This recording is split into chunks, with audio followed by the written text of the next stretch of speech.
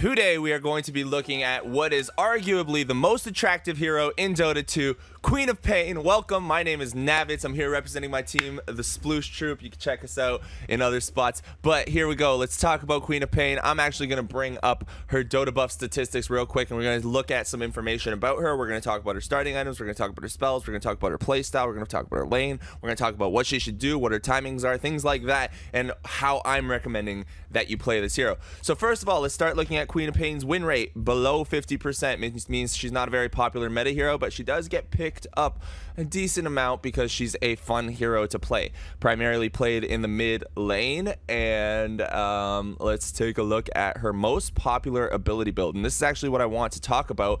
And an important thing I want to talk about her as a hero right now is in terms of beginner players. If you're a beginner player, Queen of Pain is one of the best heroes to learn a few things: patience, positioning, and timings. But patience is really important because of her W. If you're a new player, you probably find yourself blinking into a lot of situations trying to make glory plays happen, and you end up getting yourself killed. Continuing on, looking at her a little bit more, starting items are usually double null talismans. You almost always get a bottle on Queen of Pain because you can blink to the bounty runes, you can blink to the regular runes, so a bottle is very beneficial on Queen of Pain. Power treads, Orchid, Aghanims, Yules. Now there's kind of two branches of ways that you're going to build Queen of Pain. You're either going to build her as a right clicker, or you're going to build her as a ultimate dealing, screaming, setting up, positioning, ganking hero. Okay, now looking up her matchups, some of the heroes that she is best versus: Brewmaster, OD, Monkey King, Batrider, Razor, Visage, Mars, Shadow Demon. So it looks like a lot of heroes that that she can blink away from. So she can obviously blink out of Monkey King's Wukong's command. She can blink out of Mars's ulti. She can blink away from OD, so OD can't just right click her. And she can also burst and do things like that. Worst versus Medusa, Puck, Huskar, Drow, Dragon Knight, Legion, Temple. Yeah, I can see why all of these heroes would be very good against Queen of Pain. But then again, you know, she doesn't have like a hero that's a super hard counter to her, or a hero that she super hard counters. I guess Medusa would be the hardest for her to kill because she just doesn't have enough DPS sometimes. So that's taking a quick look at her ability builds. The trend right now is to take number one, your first point in Shadow Strike as much as possible, and then harass your other opponent out of lane. The talent usage looks like it's sort of a split between strength and, what is this? No, it's not a split. Most of the time people take the damage. Oh shoot. Anyways, her talent choices, depending on what you want to do, you have the 25 damage or 10 strength, you got the 12% cooldown reduction or the 40 attack speed, then you've got the 30 spell steal or the 650 AoE Shadow Strike, and finally you've got 15 seconds spell block versus 1.5 seconds of fear. Now, which one of these talent trees are you going to go for? Essentially, you're going to go strength talent tree if you're going for a spell build, and you're going to go damage talent tree if you're going to go for an attack speed build. And how do you decide these type of things? That depends on the heroes that you're playing against, and honestly, it's your judgment call. Both builds are very strong, but if you find that you're a Queen of Pain and you every time you try to make a play, you've got 3 heroes engaging on you and you never have time to right click, maybe going for a spell build is better. So back into the game. We are, wow, that was 4 minutes of us talking about that. So we're going to talk about it a little bit more, how you're going to play this lane with Queen of Pain. Essentially what you want to do against the enemy mid laner is, one, start with double null talisman, so she's building up into that. Build your double null talisman to help yourself get the last hitting advantage. If you try to go straight for a bottle, you'll find that it actually ends up taking you longer because you just don't have the ability to last hit or lane versus your opponent. Now this Queen of Pain's enemy opponent, Lilina, is, oh, she's going to get a rune or doing something else, but here she is putting some damage down on the Queen of Pain. The other thing you want to do with Queen of Pain, around the around the bounty rune mark, if you have got your bottle by this point, which some players do, some players don't, depending on how your lane's going. Let's pull up the last hits and denies. We'll see how she's been doing. She's actually losing this lane to Lina, and that's kind of reasonable considering Lina's a very hard hero to kill. But look at this. Haste blinks out, uses her healing salve and survives. So that's Queen of Pain using her blink defensively, and a lot of people save it only for offensive purposes. So now she's probably going to use it offensively. She'll probably blink forward. No, she knows that haste is there and she doesn't have a chance here. She's going to follow, blink forward, cast her Q, get close enough to use her E probably. Yep, and that's enough to take down the Lina. Now this Shadow Strike, when you're in lane, so she's only level 5 now. She's decided to go for the Scream of Pain instead of taking her 3rd and 4th points in Shadow Strike. And the reason this Queen of Pain has made that decision is because look at the hero who she's up against. It's a Lina. What are Lina's skills? Like, what's Lina really good at doing? Lina can nuke creep waves. Like, at level 5, Lina can basically nuke a creep wave. So if you want to play this game, the Shadow Strike game with her, and Lina decides, I don't want to play your game, I just want to jungle and kill your creep wave, then you're stuck there farming your creep wave while she's out jungling after she's already nuked it, and you can't nuke yours because you're not leveling up points in Scream of Pain. So Queen of Pain has made an adjustment here. I don't know if this player naturally goes with 2 points in Q and then the rest in E, but most players have started, or not most, players have started going with more points in Q, and I personally like it because the initial tick damage and the damage over time has increased significantly. It does a surprising amount of damage, and you like just the cooldown also becomes ridiculously reduced. With this Arcane Ruin, it's a 2.8 second cooldown, but it's normally a 4-second cooldown. So you can dagger, you can blink forward, or you don't have to blink forward, but you can blink or you can get close enough to dagger. By the way, the second the cast animation starts casting on this Shadow Strike, you're guaranteed to get the Shadow Strike off, no matter how far back she is. That's one thing that people playing against Queen of Pain don't understand, is that it's a deceptively long range. The second you get in range of Shadow Strike, it is casting. It's just a long cast animation. Now we're going to continue to watch her play this lane. So she's got her bottle, she's got the double null now, and at this point she's fallen behind the Lina. She's only got 16 last hits and 5 denies, so she's definitely losing this lane. But she has the opportunity to come back because she is a Queen of Pain. So Queen of Pain can make plays around the map. Always keep your TP, like always have a TP available and look for plays around the map. So see how this Queen of Pain, she's clicking on the top part of the map right now. Her vision is there. She's alert and aware of the fact that there's a fight happening top. She's not thinking, wow, there's no Lina in my lane, I gotta kill this tower. She's thinking, man, maybe I can make some plays top. And now a bounty rune or a haste rune comes up. You see that at the 8-minute mark. This Queen of Pain's instantly there, ready to go top, playing around the haste. And now she's not wasting her blink because she has a haste. Uses her ultimate, gets the kill, and gets out of there. So that's a quick kill on mind control. Gets a quick kill and is back. She probably didn't even need to use the ulti there, but she wanted to secure it. Now getting another kill, uses the blink even, getting another kill on the Ancient Apparition, and that blink usage actually might have got her killed. She does have the Fairy Fire. Let's see if she can survive 7 more seconds. She has the blink in 3, 2. There's the Sprout, and she is safe. Now she teleports home. There you go. That is Queen of Pain making some plays and making some rotations. So notice that whole time she waited for the 8-minute mark. She did end up losing her mid tower, but it's Alina. She waited the whole time. She waited for the 8-minute mark. She got the haste rune. She went top. She made the rotation. She used her ulti, and then she used her. Then she followed up behind the tower to get an additional kill.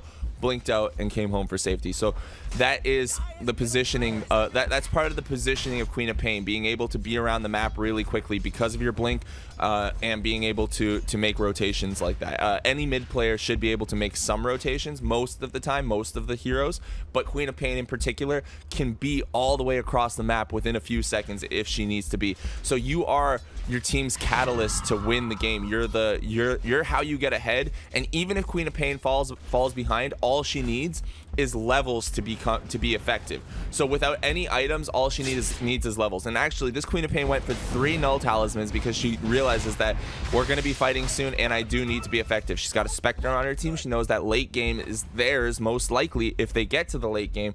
All she's got to do is give herself her early game items.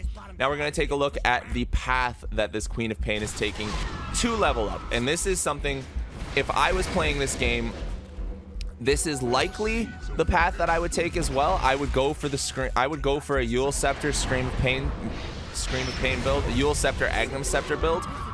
That's my preference in this game. I don't know what she does after the Eul Scepter. I'm assuming it's going to be an Aghanim's this game, because Aghanim's is good for D-push, and it's good to save yourself if you get yourself like in a bad situation after a Ravage or something weird. So now take a look at this offensive blink. Blinks forward. Mars is here, waits, uses her Sonic Wave, and that is a dead tide. So she sets up another kill with her Mars by just rotating around the map. So now she just makes plays.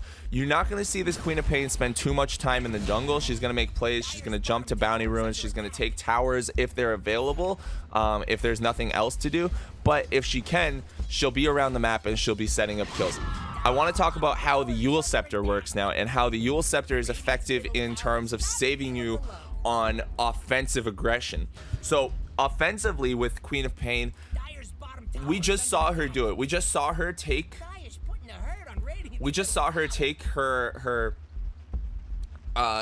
hero, blink in to the Tiny and start attacking him.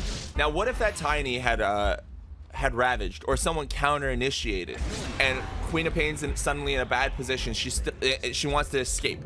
Well, when her blink is maxed out, the cooldown is 6 seconds. Right now it's only right now it's at 15. Even at 15, the Eul Scepter is still effective. A Eul Scepter puts you in the air for 2.5 seconds, and it makes you invulnerable. So you're gonna save if you want. What you can do is blink forward, be extremely aggressive for 1 to 2 seconds, get a couple right clicks off. You can use Scream of Pain, and remember, I'm talking about this is the combo when you're max level. When you're lower level, you have to consider the fact that your cooldown's lower. But max level blink, your cooldown is 6 seconds. So you blink in, you get a right click, you use your Q, you press your E, and if you want, you can use your Sonic Wave as well. Now, you've blinked in, everyone's alarmed, suddenly people start attacking you, and you notice, for example, that Lina is casting her Light Strike Array to stun you. You see the cast animation going down. At this point, this is where you defensively use your Eul Scepter. You Euls yourself up into the air. You've probably been blinked into your position for approximately 2 to 3 seconds. If you've been in your position for at least 3.5 seconds, you know that guaranteed after your Eul Scepter, you have a blink available. So you can blink in, cast all of your spells, sit around for 2.5 seconds, right click, see if you can do something good, and then blink out. When does this situation become... Oh, there she goes with another kill. When does this situation become important, or like why is this a thing to consider? Because your blink positioning then becomes a lot more important. Let's say instead of blinking, we're gonna take a look at like this bottom lane here. So pretend Queen of Pain, which is right here, wants to come down here and defend this tower, and she wants to blink forward to get a kill. She might decide to blink into a position that she can safely attack and use her Q, but maybe not within the range of her E, just so she has more escape abilities. Because if she gets within range of her E, it might be too close. But her Q, actually her Q and her E are almost the same range, just slightly different. Yeah, but anyway, she might get in close enough, or blink in a position that it puts her in the trees possibly, or on the high ground up here, or just anywhere that allows her to attack to do damage here. Like if she was to blink up here and do damage, or blink over into this side of the trees, she has the time right now to fully think about her positioning, so she can blink behind, ahead, but she's being patient. And it's important to be patient as a Queen of Pain. A lot of the times people will waste their blinks. The biggest reason that people chain feed on Queen of Pain is through offensive blinks. You save your blinks. You can use your blinks offensively, but saving them for defensive purposes is really good as well. So just making sure that your Q, your blink is available to get yourself out of a gank or out of aggression. That's good as well. Now, the way she's going to play the map for the next little while, so we're looking, this Lina has been dominating her. She's sitting at 50 last hits, 5 denies. Let's take a look at levels, kills, deaths, assists. However, Queen of Pain is 5, 0, and 1, while the Lina is 1, 1, and 2. So Lina is technically getting more farm, but who has the most net worth? All right, Lena's crushing it. Lena's got like 1k net worth ahead, but Queen of Pain is keeping herself in the game literally through kills and rotation. So here she goes again, playing her way around the map, not bothering to try to take this middle tower, seeing that there's kills to set up over here, and there she is again, always ready to be around the map. So let's move forward a little bit. Her next item, I want to speed this up now. We're kind of moving a little slow. Let's get this game underway and watch as she makes more plays around the map. We're going to go player perspective, and we're just going to watch her map movements to see how she thinks. So here she is top. She has vision of the Nature's Prophet. She just blinks out. Oh no, she didn't. I thought she managed to. She barely escaped. She barely escapes that ice blast. I thought she was dead. She was going to tick down. Manages to come in, kill. Did she kill that Nature's Prophet? I don't know. I didn't even see if she killed him, but tried to make a play on the Nature's Prophet. Had the vision top and made a rotation there. Now she's low on health. Gonna go back to base, heal up real quick, and she can TP out. Her Yule's Scepter is available, so we're gonna watch how she uses her Yule's. I'm hoping the next fight is an opportunity for her to use it defensively, not offensively. So here she comes in. She gets ravaged here and blinks forward immediately. Didn't need to Yule's. I thought she was gonna Yule's herself to avoid that that ice blast, but she didn't need to. She had enough time.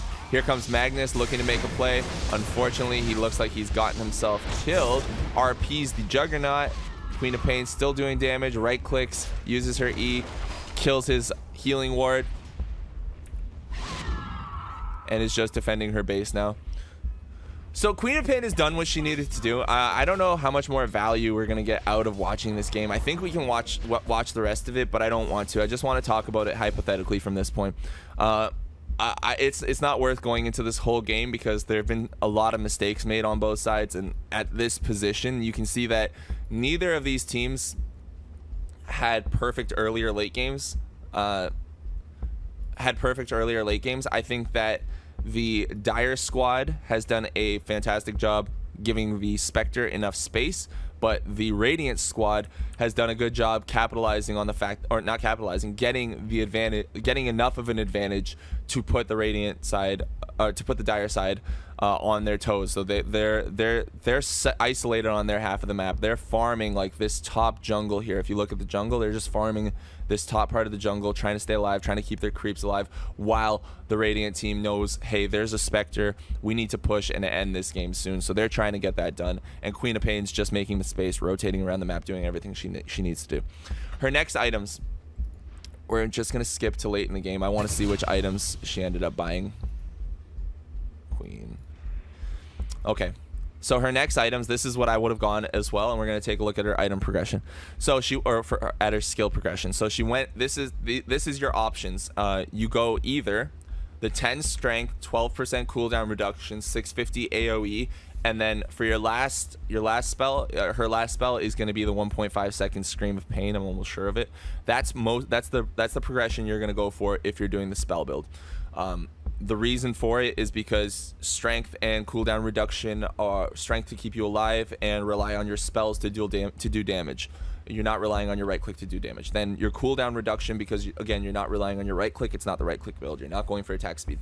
Then the AoE Shadow Strike, because AoE Shadow Strike has just got such a big buff. It's good for clearing waves. I think overall the AoE Shadow Strike is most of the time better than the 30% spell lifesteal.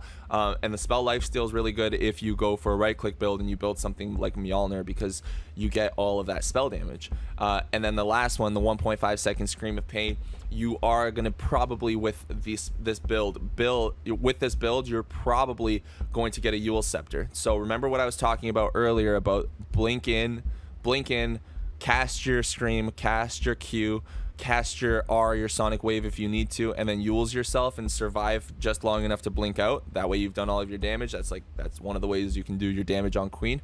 Well, with Scream of Pain causing 1.5 seconds of fear, that gives you a 1.5 second window that you're guaranteed not to get attacked by anybody who gets hit by this Scream of Pain. So if you blink in, scream all of them, Q them, E them, Q them, then you have 1 to 2 seconds, 1.5 to be exact seconds of right clicking, and then you're almost guaranteed to be able to Yule Scepter and blink out effectively every single time. And now at this point, your cooldown has been reduced. Your cooldown sitting at, for her, it is 35.2 seconds because she's got the Aghanims and she's got the 12% cooldown reduction. So every 35 seconds, you have a 520 pure damage AoE cone-shaped nuke.